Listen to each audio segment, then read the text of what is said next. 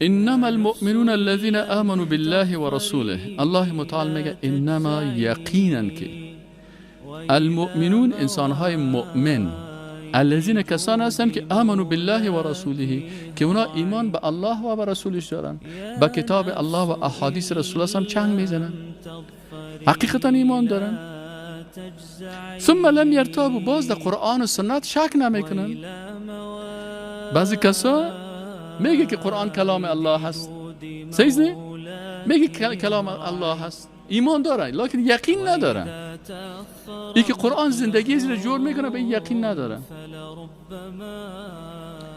ای که احادیث رسول الله صلی الله علیه و سلم زندگی زیر میسازه به یقین نداره. ای که اختلافات ما را کتاب الله و سنت رسول الله صلی الله علیه و سلم از بین میبره، جامعه بشریت اصلاح میکنه کتاب الله و سنت رسول الله صلی الله علیه و سلم، به یقین نداره. الله متعال میگه بسیار مردم ها هستن که ادعا میکنن که ما مؤمن هستیم، اما الله متعال میگه یقینا که مؤمنای حقیقی چی صفت دارن؟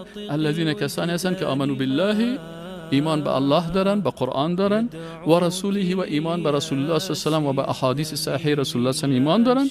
ثم لم یرتابوا، باز بعد از ایمان و یقین داشتنشان بازیا ریب و شک دی ندارن که بگه نه ولی از قانون اقتصادی اسلام کده، قانون اقتصادی روس خوب است، قانون اقتصادی امریکا خوب است، از نظام اجتماعی اسلام کده، نظام اجتماعی غرب خوب است. میگه نمیگه بسیاری کسا یا یقین ندارن به کلمه لا اله الا الله. کلیدای از یا دروازه جنت باز نمیکنه، دروازه جنت باز نمیکنه. دندانای کلیشون چی است؟ خراب است. و جاهدوا باموالهم و انفسهم فی سبیل الله، و اینا جهاد میکنه هم با مال خود و هم با جسم خود، با جان خود. در چی جهاد میکنه؟ فی سبیل الله، در راه الله.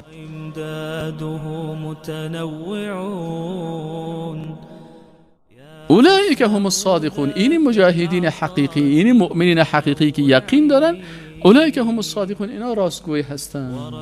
این راستگوی الله معرفی میکنن.